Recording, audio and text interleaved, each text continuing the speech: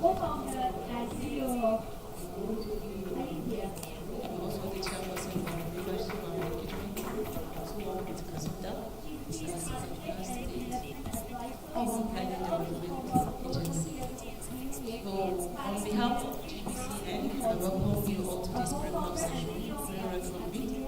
Me and my panelists today will be having an in-depth discussion on how to upgrade Nigeria's existing building stock for sustainability and resilience. I trust that by the end of this session, you will gain a valuable insight and knowledge on where to read, empowering you to drive sustainable development and resilient Nigerian youth. So let me start by introducing our panelists. Let me start with architect Onono Kono Incheta Benson. I hope I pronounced it. Evaluation and real estate advisory. He currently serves as the president and chairman of council of NIESE, accredited by the Royal Institute of Chartered Surveyors. He has led policy advocacy, professional development, and standard-setting initiatives. So let me just make a brief introduction of her. Thank you for joining us. She's the overseeing director, housing and satellite town development department FCTA. She is a senior housing expert with overseeing 3 decades in the Federal Capital Development Authority FCTA, a graduate of University of Nigeria in Nsukka. She earned her BSc and MSc in architecture before joining FCTA in 1992. She is currently the overseeing director of housing in the Satellite Town Development Department. Her project profiles include the National Assembly Quarters, Mamman Kantagora Estate, numerous health center, market and youth vocational center across Abuja area council. Her registered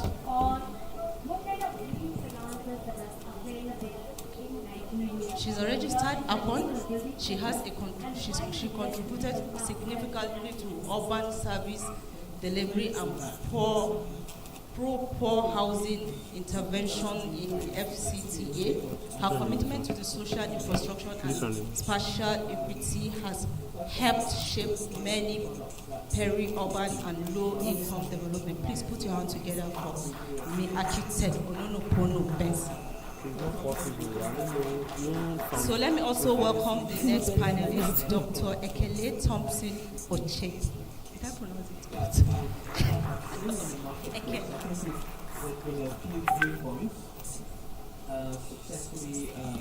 Thank you, sir.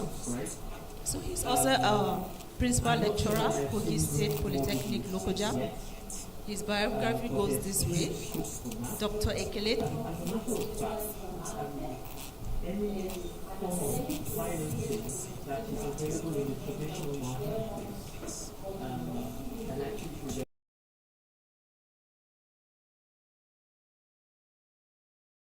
Polytechnic. He has worked extensively in both academia.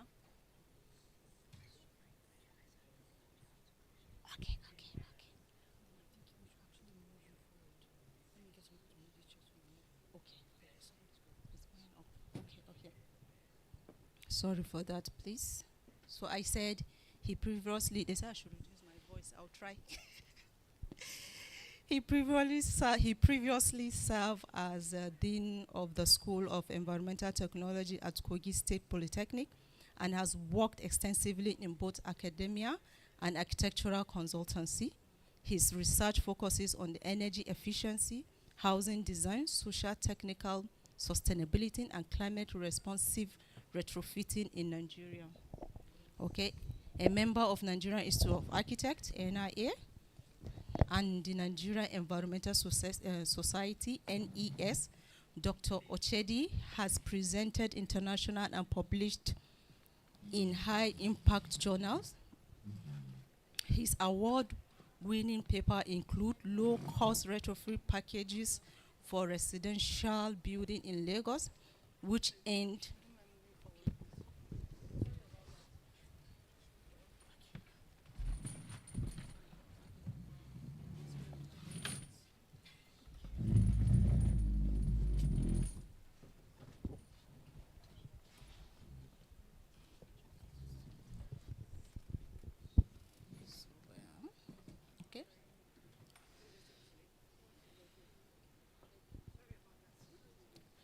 So I said he earned distinction in the 2020 Emirate Literacy Award. He is passionate about reducing energy demand through locally adoptable architectural innovation.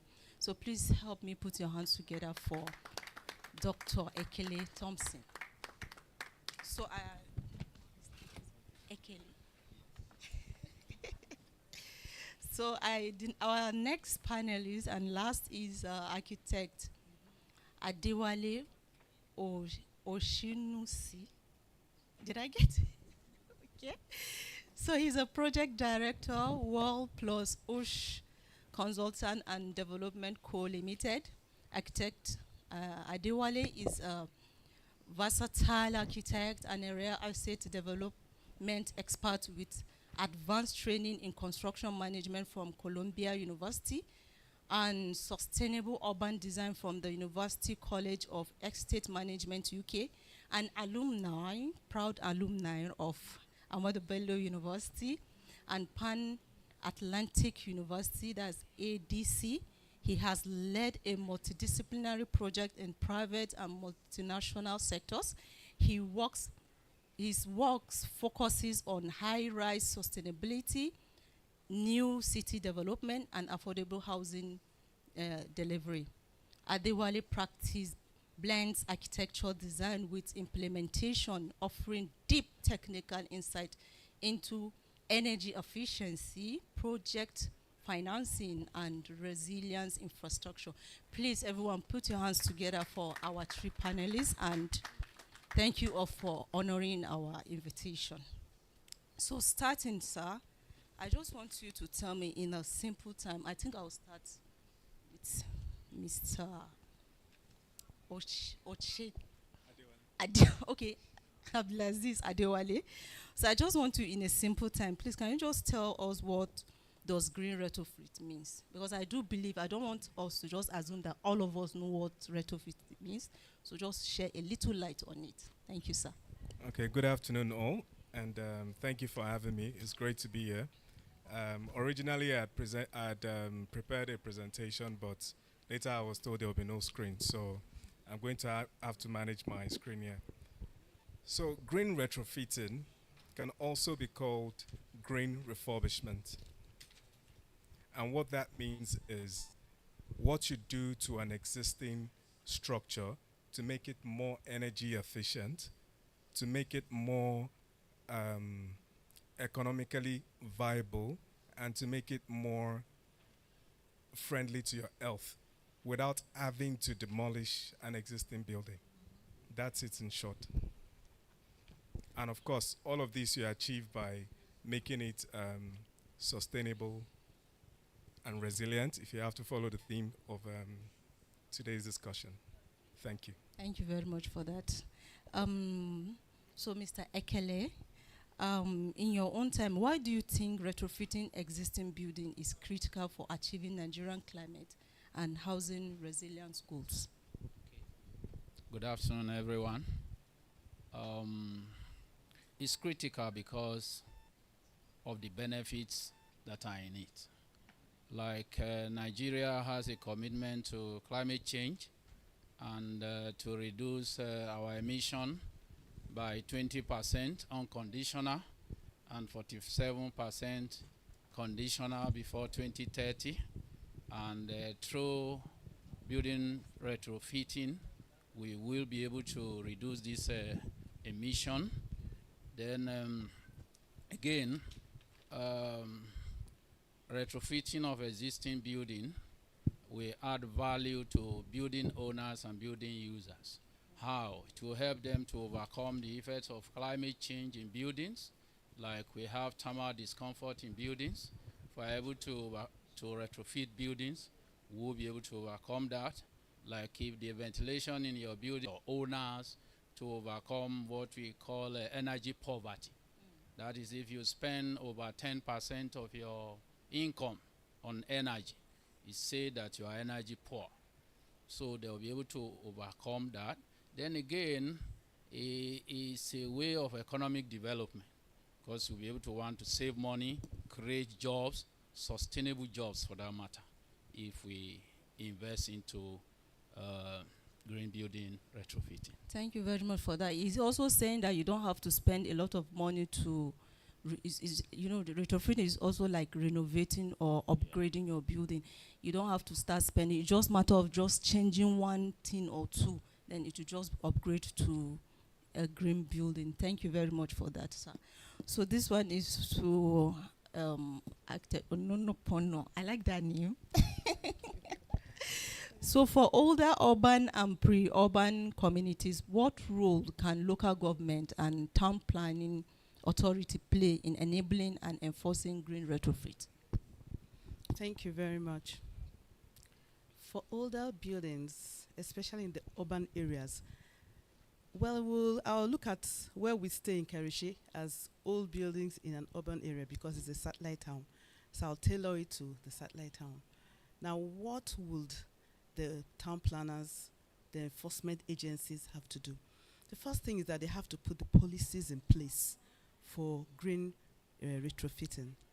Just like my colleague said, the whole idea is to upgrade your house to make it energy efficient. It's just like when we ask of what would the town planners do when the policies are in place.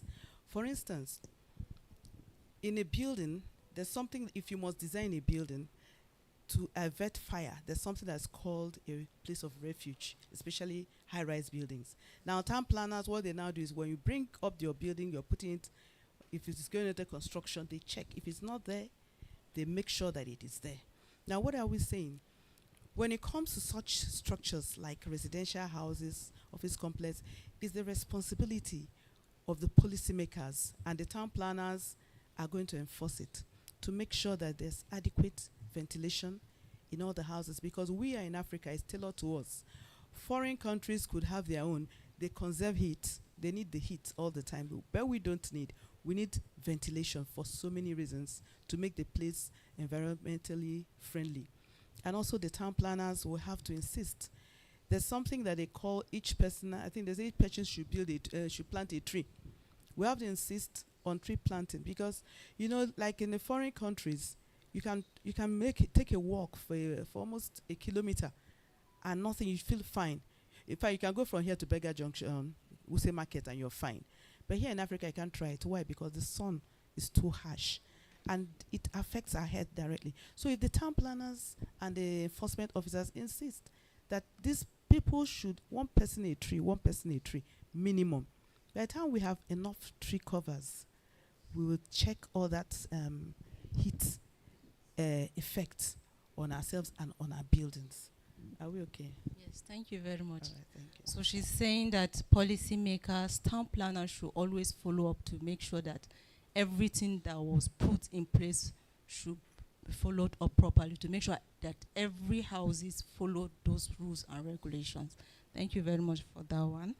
So let's come back to Mr. Abdulaziz Adewale. So what is the current policy or regulation gaps preventing large-scale retrofitting of Nigerian existing building stock, in your own term? Okay, thank you for that question. So I would say the policies currently in place are not deliberate for green retrofitting.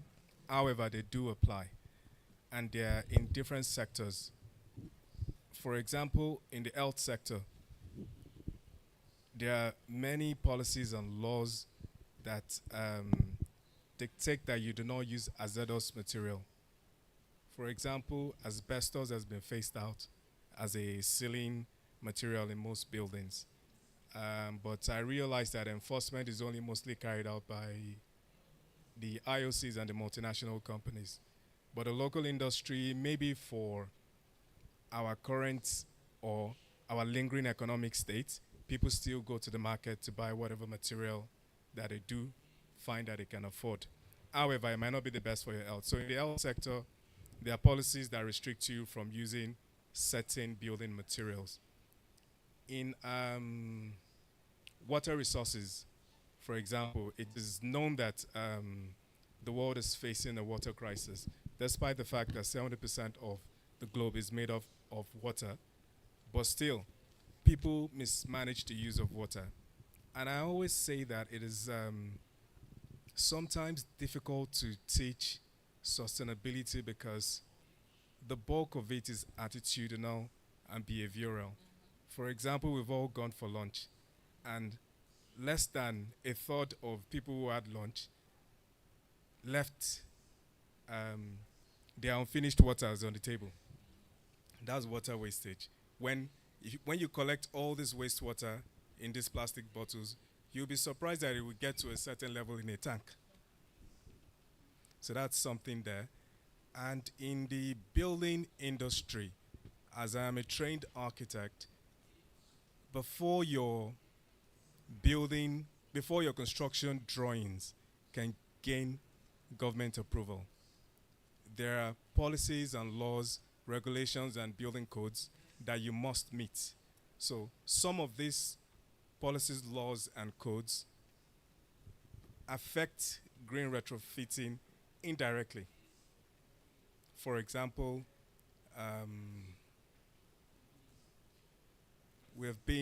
you must have cross ventilation in all the bedrooms of your house. Now, one of the primary things that retrofitting tries to address, green retrofitting tries to address, is energy efficiency. Because most buildings rely on mechanical ventilators, the ACs, the fan, or other cooling and heating, what you call HVAC, heating, ventilation, and cooling devices, equipment. So if you have cross ventilation, that naturally helps you to cool your building. Another thing is there's heat gain through the roof. Most of us use aluminum roofs, they're iron roofs, some form of metal roof, which draws in a lot of heat. But you can adopt strategies like having green roofs, where you have roof gardens, where your roof also doubles as a garden. It can even be a farm. That helps you to reduce the heat gain into the building. So in this multifaceted approach, greening a building is being addressed, but not directly. But with the good work of Green Building Council of Nigeria, they are helping to promote a deliberate approach to green retrofitting of buildings. Thank you. Thank you very much. And that's what he is trying to say, is that means Green Building Council is closing up that gap. Thank you very much, sir, for that. Okay. So to Mr. Ekele, this one goes to you. Ekele. Ekele, or let me just say Thompson. I think that would be better for me. But I just want to practice the name so that I won't see it again and then I'll be. Well, so on retrofitting is often seen as technically complex or too expensive. So how do we shift this narrative and make it a more mainstream? Okay. Yes, I want to confirm that, yes, it can be expensive. Yesterday, someone said that in Nigeria, we are not looking for sustainable building. We are looking for where we can sleep. People don't have the money. So once you are talking about quality building, not even sustainable building per se, quality building. How many people can build this quality building? But we can do something to simplify this. Government can come up with policy incentives to help people to key into this retrofitting exercise. Elsewhere, government will say, okay, we are going to retrofit up to maybe 1,000 buildings, so different locations in the country, and if you are ready to put in 50% of the cost, we will put in 50%. So once you make this announcement, some people who qualify for this retrofitting exercise will come in and they will really buy into the idea. But what we have at the moment is, what is the government saying? All we keep hearing is retrofitting of existing building. Yesterday we had information about green finance that is available globally, which we can access. If I was privileged, I would have asked a question. In Nigeria, what grant is available for us in Nigeria to assess, and at what level can we assess that? Then that is about government. Government can also come in through tax break. If you are able to retrofit your building, you will not pay social tax. People will say, okay, if it's okay like this, I can key into it. And then they take advantage of that, because one way or the other, they'll be making savings. Then again, government can come up with low interest loans that people can access. This loan is single digit. So if you come, you can access it for your building retrofitting. People say, yes, if they can give me this loan of so amount, I'm ready to work on my building. And I'll be paying in gradually. So government should come up with this. Then again, government can also invest into creating awareness. Some experts, or let me say building professionals, are not even aware of what we are talking about. Not to talk about a layman on the street. So we should create awareness. What is this retrofitting about? What savings can we make from this retrofitting? If you look in our country, I show you a simple example. From primary school, we're made to understand that dark colors absorb heat, isn't it? But Nigeria, the majority of our load is cooling load. But you see us using black roof. That black roof, what is it going to do? It's going to absorb heat, which you do not want. So why are we roofing our buildings with black roof? But if you go to Europe, you go to UK, you see almost all the buildings with black roof, because they need it to help them absorb the heat during the day and dissipate that heat in the interiors in the night, which will be useful to them. But for us, it's not. So these are the things we can do at our own level, not government now. Like now, some people go to buy sliding windows. Sliding windows will give you less than 50% of your ventilation, isn't it? But you need ventilation. You need air to come into your building. So why going for sliding windows? That will give you, instead of going for sliding windows, it's better to go for louvers. Because what we do in Nigeria is, whatever is in vogue, let's go for it. Whether it serves you well or not, it's not your business. This is what is in vogue. So we can come in at our own level to do what we can do while we are waiting for government to do something maybe. Thank you very much for that insightful information. So you are saying the government should provide incentive, support money by providing like some percentage of out of what they want to do. Yes. And you said they should also provide grants, low interest loan, awareness is very important. And to my own belief is that this green retrofit we are talking about, I don't think most people know about it. They just believe if you want to go green, you have to build a new building before your building becomes green.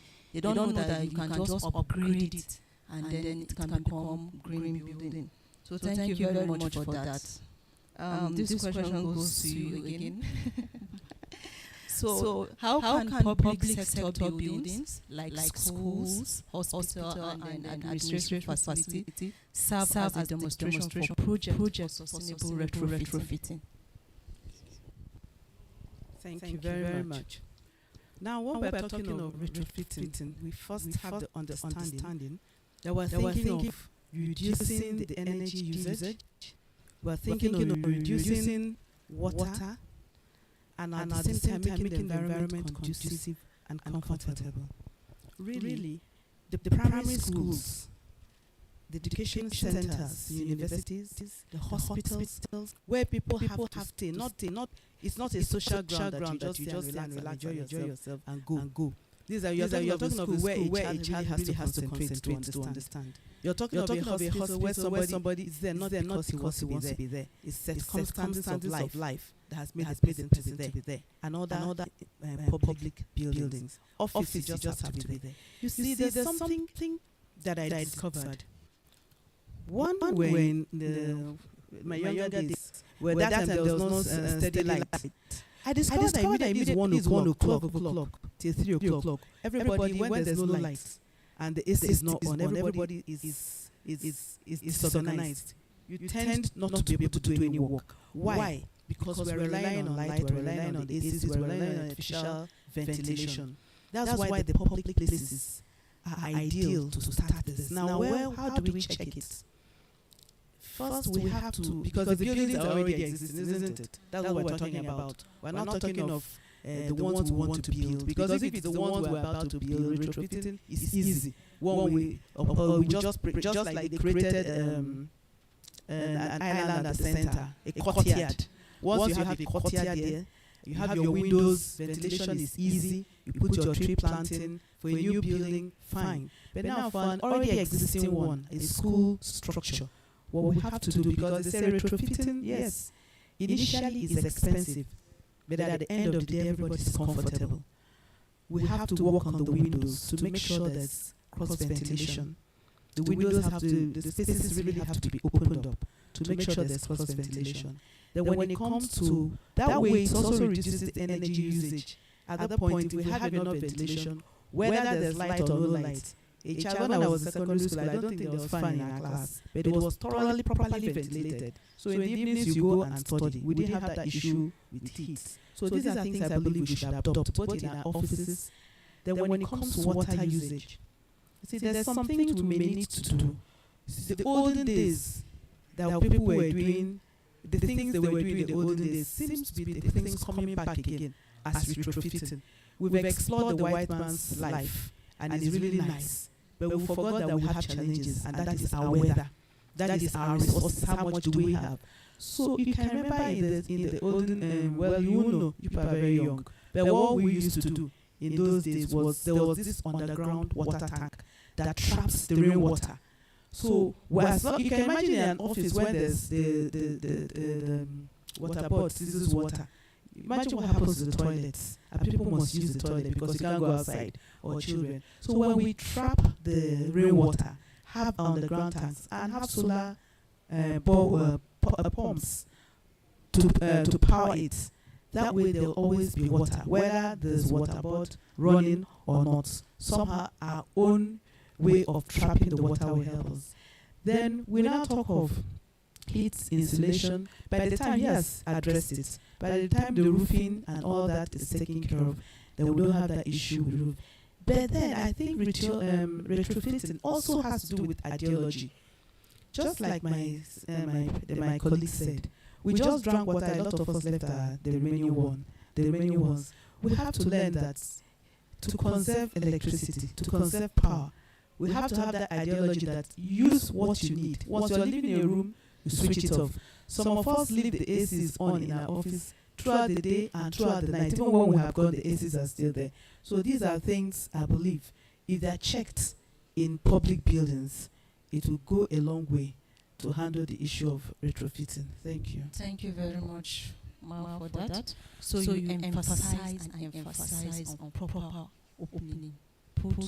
Provide proper ventilation by providing enough opening in either the hospitals or the administrative facilities and schools and hospitals and schools and others. And also you say for water efficiency, we can always take advantage of the rainwater to conserve water through providing underground tank and something like that.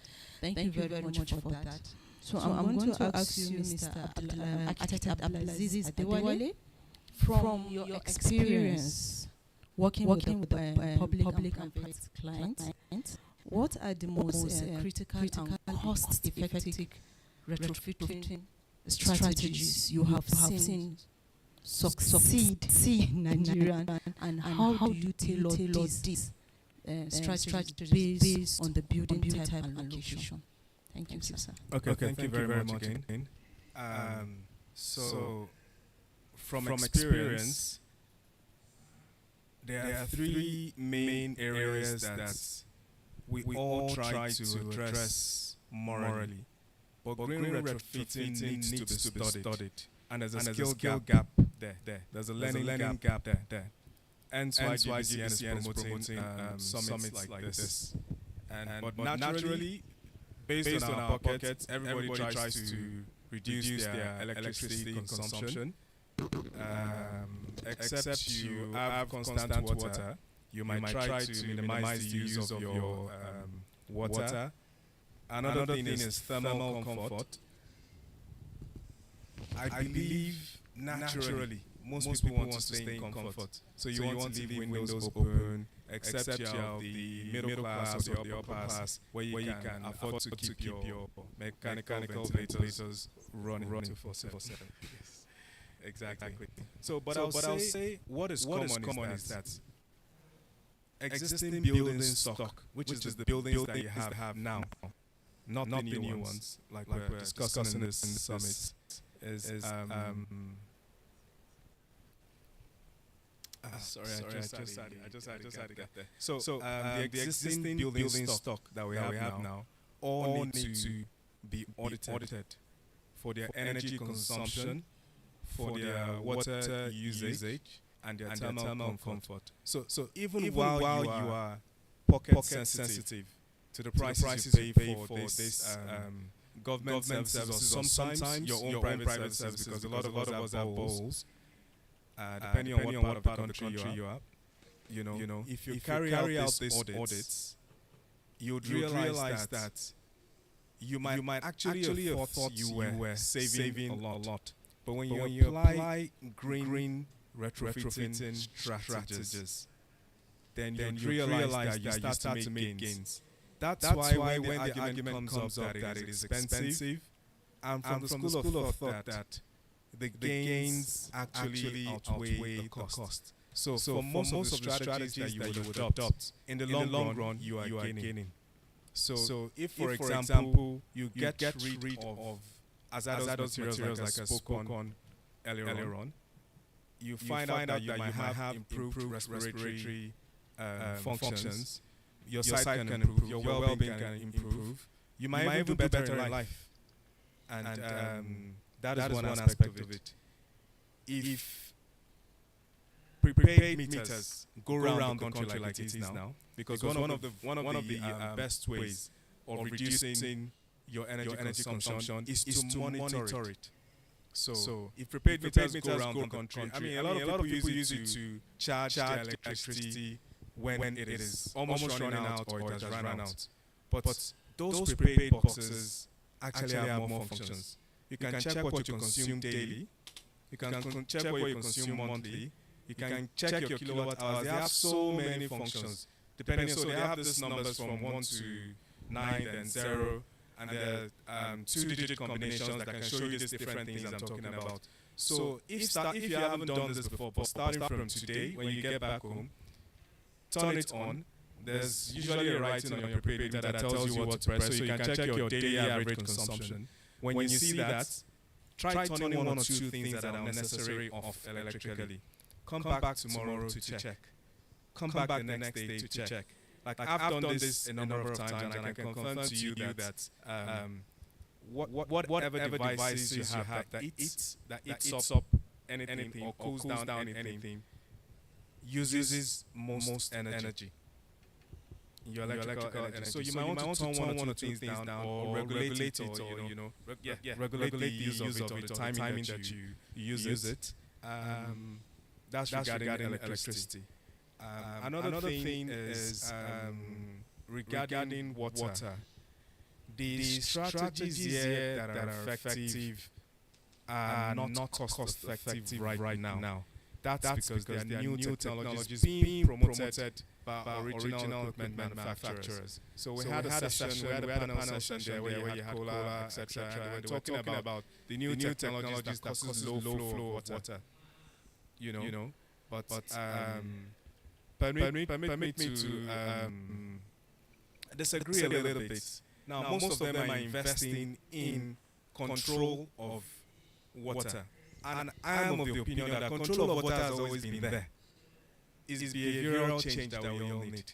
there is no tap that you cannot regulate the speed of your water. You can either turn it a little or go very high. But we're now all trying to rely on new technologies as if we can't do these things ourselves. So I say when you change your attitude towards most of these factors that we're mentioning here, you will achieve some level of sustainability, waste management, and the general indoor climatic risk that you have within your building. So on the government and on the public and the private sector level, these are some of the strategies that I think if you adopt, things will change. Thank you. Thank you very much for that in-depth explanation. So he's saying that existing building needs to be audited, and if you have a proper auditing, you have a general well-being environment for every occupant and also reduce costs. And also he mentioned that by our attitude towards the way we do things also have to change. We need to rethink on the way we do things around both at home, at work, in the office, everywhere. Thank you very much for that. So Mr. Dr. Thompson, this is for you from an academic perspective, sir. How well are our built environment program preparing students to lead in retrofitting and adaptive reuse? Thank you, sir. I would say at the moment we are trying, but we are not yet there. Like in the Polytechnic, I know now that we have courses like BIM, Building Information Modeling, at HND level. We also have Sustainable Architecture at HND level, but that will not help us much. It's at the elementary level, what we are doing now. But over 10 years ago, when you go to the United Kingdom, a student at year 2 can conduct building audits because they were taught to conduct building audits. They will model an existing building, produce a virtual model, and check the energy performance of that building, and then do some iterations to see how they can improve the building. So you can see, but 10 years ago, we are not yet there. So for us to be here, our students should be taught what is happening now. You know, when you train students like architecture students, for instance, you train them to solve problems. That's why when we give them their studio assignment, we give them a challenge for them to solve. You don't train an architect to know how to design after he has graduated. He already knows how to design. Maybe the principal architect can make corrections, isn't it? So that is how we train them. So all our students in the built environment, we should start teaching them what we are talking about now. Though they should have programs that explain how they model this building themselves, how they conduct this building retrofitting by themselves while they are still in school. So that when they go out there, they will be able to do this thing.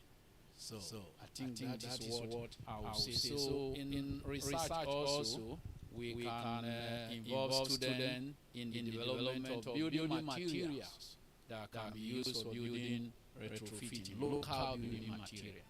We shouldn't abandon our own approach. What can we do?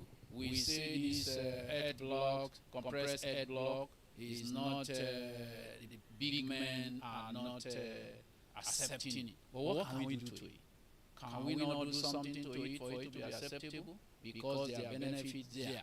So if we invest into R&D in that area, maybe do something to it that makes it attractive to people, then we can have an edge there. So training, we need to develop our curriculum to incorporate this. If you go to the UK now, not even now, over 10 years, 8 years ago, they have MSc Sustainability. It's a course that you can just do in 1 year and you are done. And with that course, you can be employed in the sustainability office because you are already equipped with the knowledge and you can help them. But here in Nigeria, we do general architecture, MSc level. You just finish, you just know how to design. But what problem can you solve out there? You cannot solve any problem. And until you are able to solve a problem, you cannot get anything, and you cannot help people. So we should be looking into that. And why we look into that, the government need to improve on their resources to education. Because you go to universities, polytechnic institutions now that do not even have desktop. Staff do not have desktop to do anything. Then when you talk about investing into all these modeling softwares, like Design Builder now, if you want to buy Design Builder, it's a lot of money. So how do they go about getting these softwares for the student to use? In the UK, a student can use this freely. Just log on to your to the computer lab, and you can access all the softwares to you. So we need to look into all these areas, and then create courses. Like now we can have a course called Building Retrofitting. It's a course that student can pick, and learn what we are talking about today. Thank you very much for that. So, Doctor is emphasizing on providing a proper program for students to produce all these things practically, not just theoretically, so that they can see it physically. And then he also emphasized on we should like develop our curriculum to meet up what is happening now. Exactly. And also he also make an emphasis on government should invest on software for students to use. Thank you very much for that.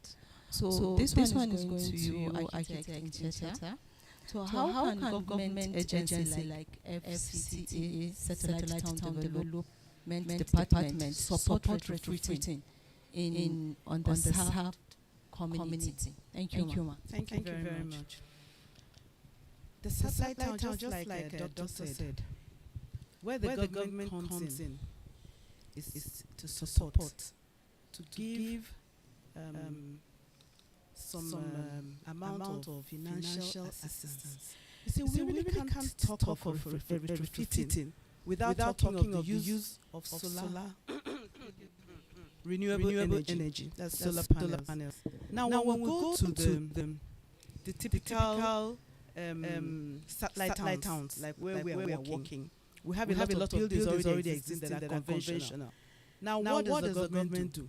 The government may have to set up a solar field where people now key in just your lighting points, your just basic things that are not carrying too much load. So that way all the houses are lighted 24 hours a day at no cost. So that the only thing that the people in the satellite town will now pay is for your deep freezers, things that have a lot of heat, that carry a lot of watts. Then another thing in retrofitting, that's why they say that retrofitting is initially expensive, but that at the end of the day is sustainable and is comfortable. There's something they call, I don't know if we are aware of this solar heater, water heater. You just set it up and you have no business with boiling water again. Either by electricity, because each time you put on the tap, the hot water comes out at no cost. The only cost is setting it up. So if we can do that, the government satellite can do the bit they can by setting up like solar fields and the awareness.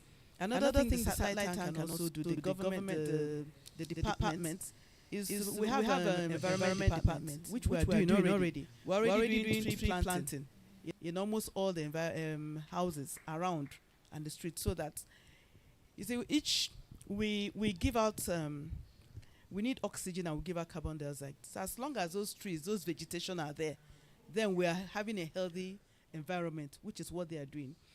Then the satellite town too, we are putting up street lights for security, and those street lights are solar powered. So you realize all the streets, the major streets in most of our satellite towns now already have sweepers, and that takes care of the issue of security. But the issue of water, it's something that we're still working on boreholes because the pipe bomb water has not gotten there. We're still working on the dam in the satellite town.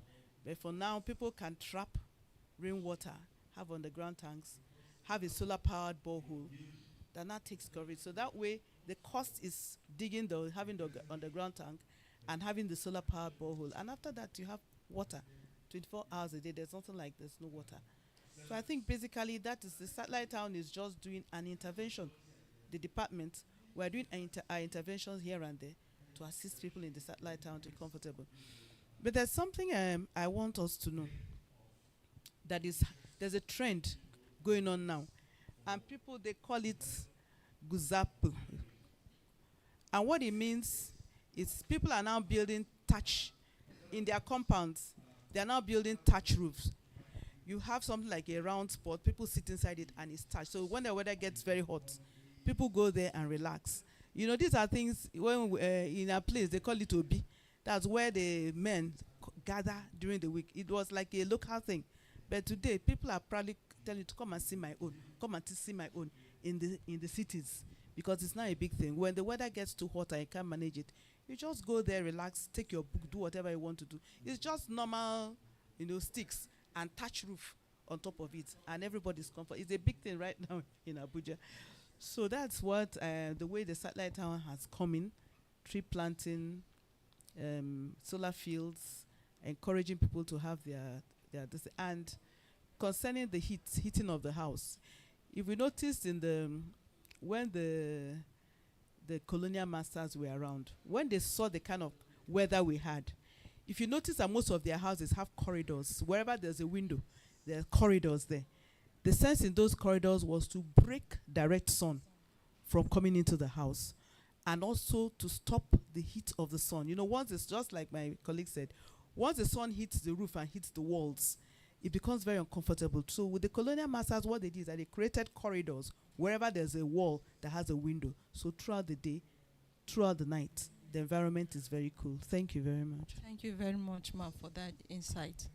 So architect Ononopono emphasizes that government should provide a solar field and that it might look expensive now, but at the long run, when you start enjoying the benefit and you start seeing that your bills are going down, you know that, yes, actually you invested rightly.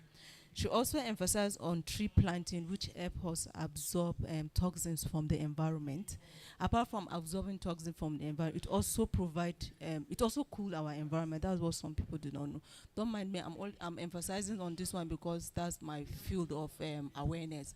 Apart from that, when you also plant trees, you tend to reduce the amount of AC energy you use in your house, because you plant tree in front of your house. Apart from the balcony you have in front of your house, that tree prevents also direct sunlight, and it also serves as a windbreaker. That's one thing some people don't understand. And also the root of a tree helps to absorb water. It serves like a sponge. It keeps the floor, the ground cool, that during the heat period it will not emit those cool air up. Sorry for going too deep. And again, she said we should provide solar light on the street for securities and other things. And also we should have solar power water to prevent scarcity of water, and also over dependent on whether there's electricity for you to pump your water or not. Thank you very much for that. So we're going to move into the questions and answer, please. Okay, we have one behind there. We have another one here. So let's start from behind and we'll come down.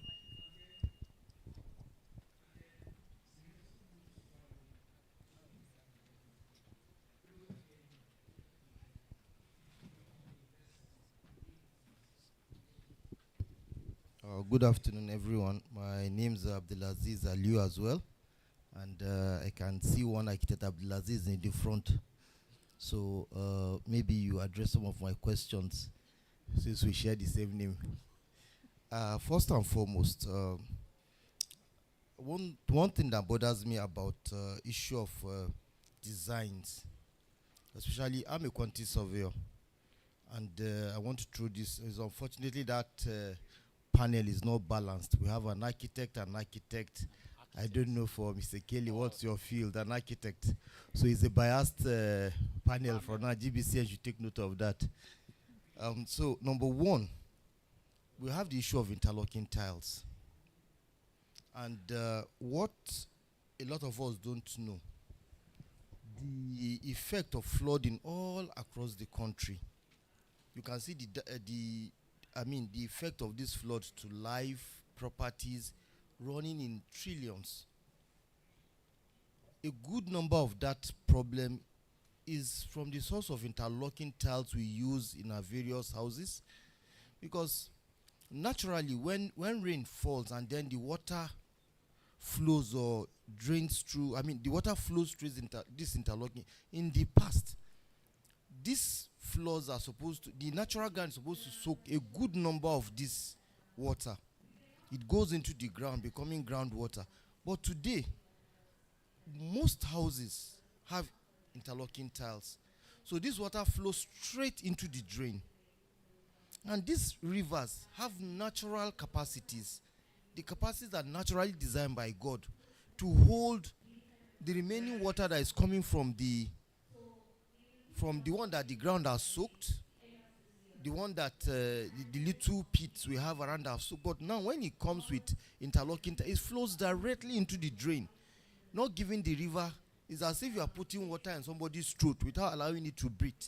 And when the river cannot take this water, it sends it back to the environment. And then you realize, you see flash flood, because the rivers were not prepared for this. And I think there should be a concept whereby interlocks should use, there are these bricks, I don't know how I call the bricks. You see, they have holes.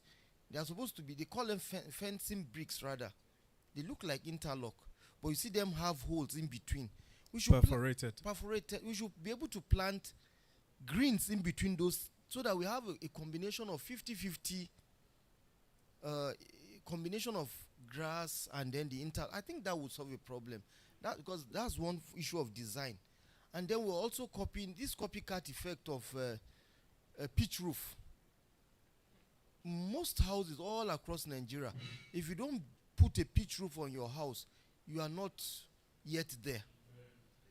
That pitch roof weighs a lot of material. It weighs aluminium sheets, timber carcasses and all this. Even the ordinary nail, you use more. And it costs more.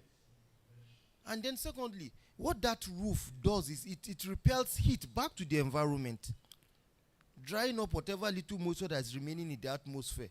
And you see the effect that we're having lesser rains, not like what we used to have. And then issue of public events, just like you mentioned, virtually all of us ate and remained our food today because we want to act like white people. Me, I was not full anyway, but somehow I had to remain because everybody was remaining theirs.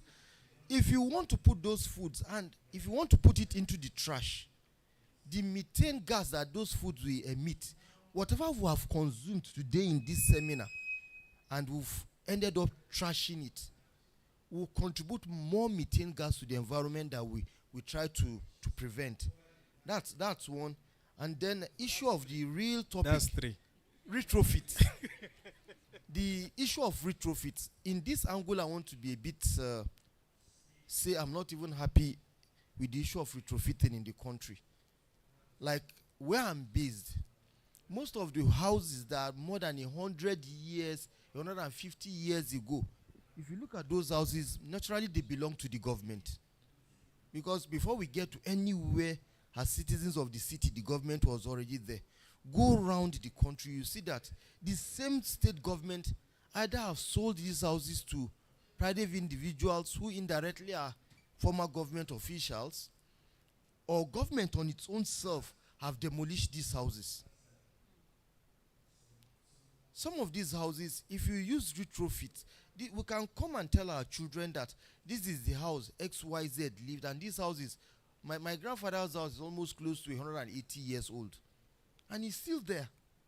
And it's as cool that, the floor is timber. These houses are there. So the issue of retrofit should be taken. I think there should be a seminar by Green Building purely on retrofit. And you people from the academia, I think you should emphasize, even from your students. Let's go back to our local. The people of the past live longer than we do today. Why are they living longer than us? Those are the questions we should ask ourselves. Thank you so much. Thank you very much, Mr. Abdulaziz, my namesake. Fortunately, the moderator is also married to an Abdulaziz. And so I'll answer your questions through green retrofitting strategies. The first, you talk about flood and the interlocking and whether they are water permeable or allows water to run off. One of the green retrofitting strategies is gray, what do you call it? So gray water technique or green water reuse. What this means is, so I always say there's no new water on earth. There's only old water. The one we drink today has been purified by a manufacturer. The one you use probably from, you source it from the stream, the oceans, or wherever it is. So water has, a natural circular economy on its own, if I may put it that way. So rainwater should naturally be collected and not wasted from the sinks, from the from all sources that you get water from, even the rain.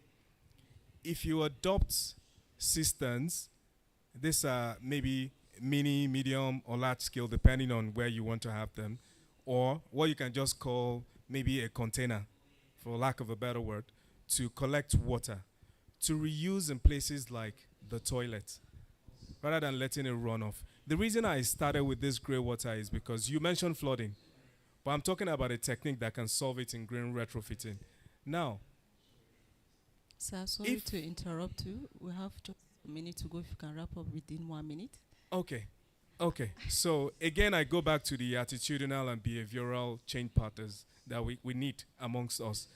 If all the houses in a town or a city are aware of this grey water reuse that I'm talking about, flooding naturally will be a thing of the past. But it is good design strategy to channel wastewater into drains. That's not a bad design thing. It's normal. Your drains are supposed to collect at a certain point. Some will naturally permeate where they're supposed to permeate. The interlocking that you're talking about that some water doesn't go through, it depends on the design intent. Some actually have some form of waterproofing under to allow that runoff. Then you talked about the roof. Should I address that or time is up? Just address it sharp. Okay. The pitched roof that you talked about, let's remember that we're in the tropics. There's a reason why we have pitched roofs. You cannot choose what you prefer as the QS regarding costs and material wastage, like you said, above what would enable effective thermal comfort. Remember we talked about thermal comfort being one of the things you want to actually address. So pitched roof naturally helps you to expel your water, very good runoff because of the pitch. 2, the void between your roofing material and your ceiling is a form of heat capturing mechanism which can be expelled through vents and naturally helps you cool your building. So they're actually effective design strategies. For a lack of time, the last question was, you talked about 3 things. You have to remind me of the third one, please.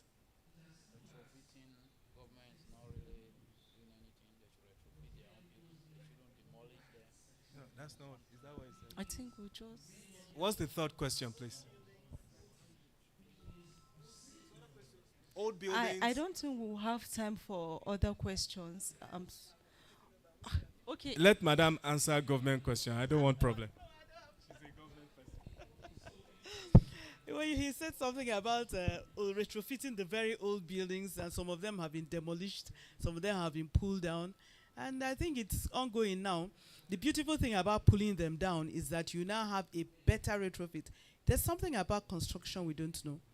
You see, when it comes to design, when it comes to residential, for you to be comfortable, you must watch the sun direction, east and west.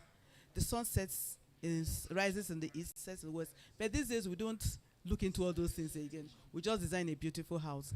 For instance, okay, it's over, Abi. Yes, All right, thank you, ma, sorry. for that. Sorry. We just want to take one person. Sorry.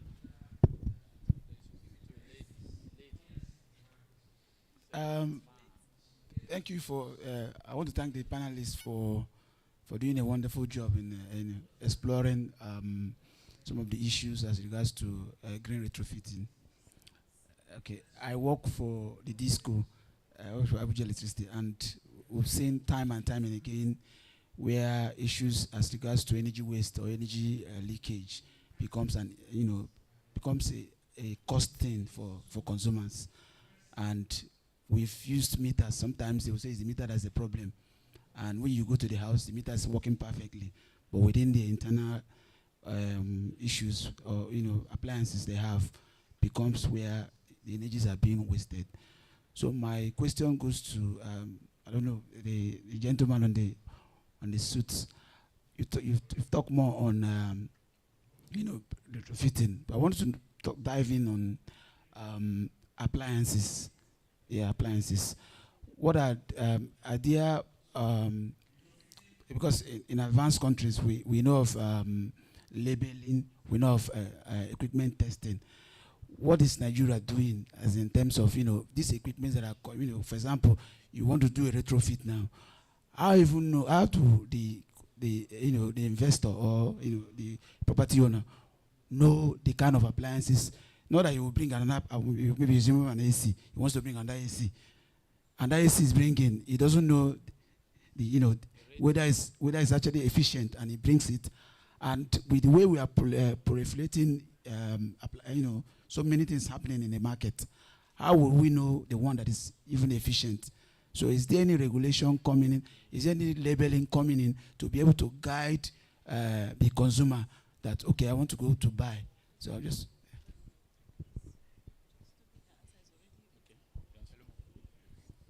Okay, let me just step in there. If it's just like when you have a vehicle and the engine or something keeps giving problems, you continue adjusting it.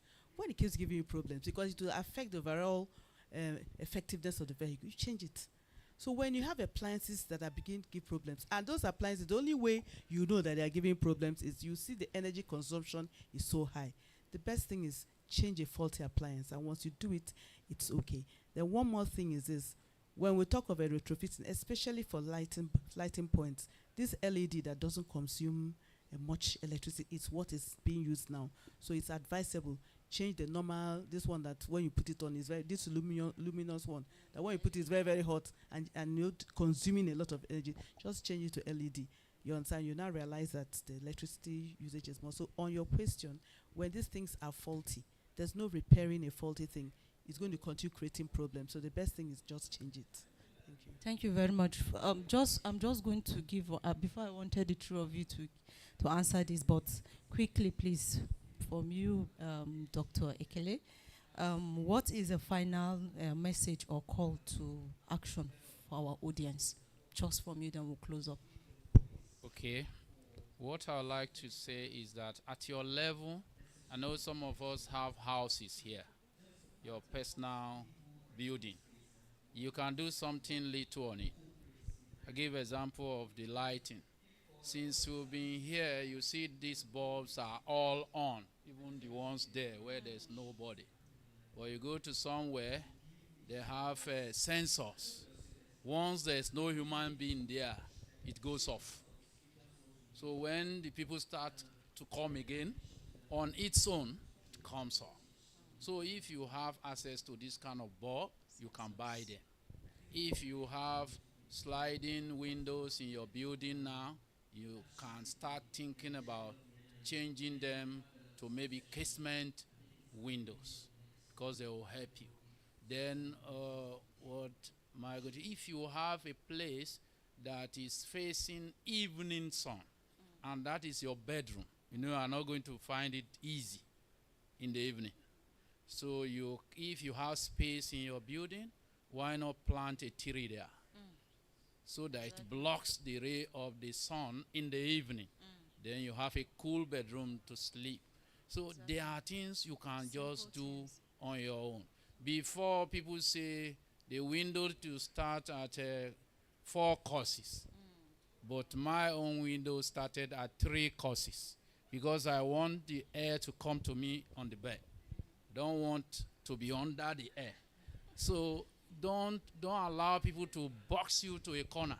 Don't bother about what people are saying. Do what will make you to be comfortable in your building. Thank you. Thank you very much for that. I also want to add one thing. Most of us do have leakages in our window. Just part of retrofitting. You can just block those windows. There's what they call stripes. This thing that is on our, when you open your fridge, there's something on your fridge that when you close it, it will help you trap.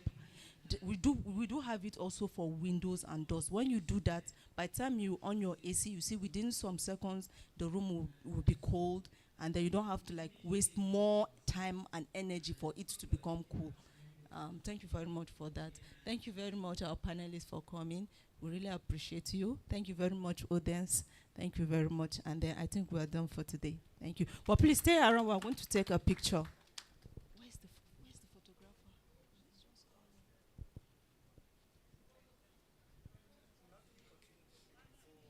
Okay, yes. Okay. Let me say. Good afternoon, everyone. Thank you so much, Sam, for addressing today's topic. My whole question is regarding, we are talking about construction and retrofitting of green buildings. We are not talking about maintenance because we are talking about sustainability here.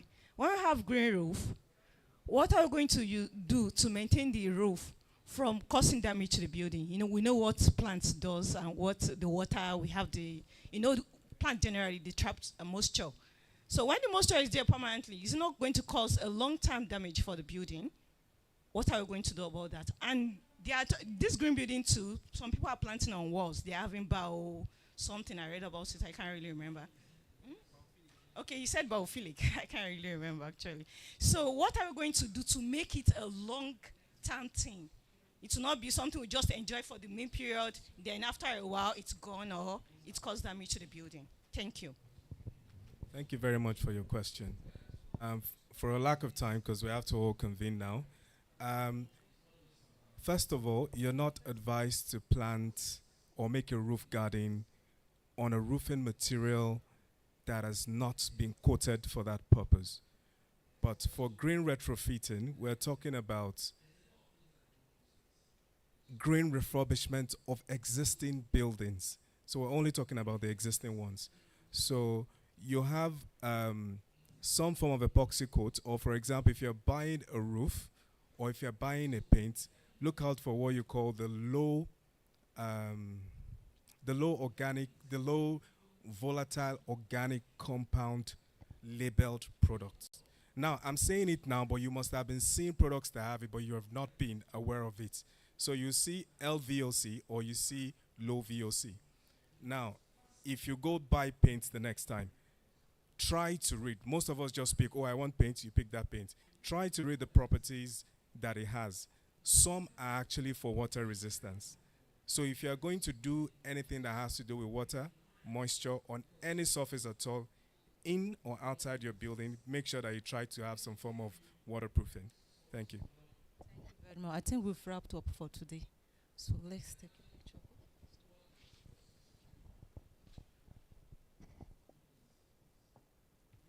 And please remember to carry your water. That water wastage you talked about.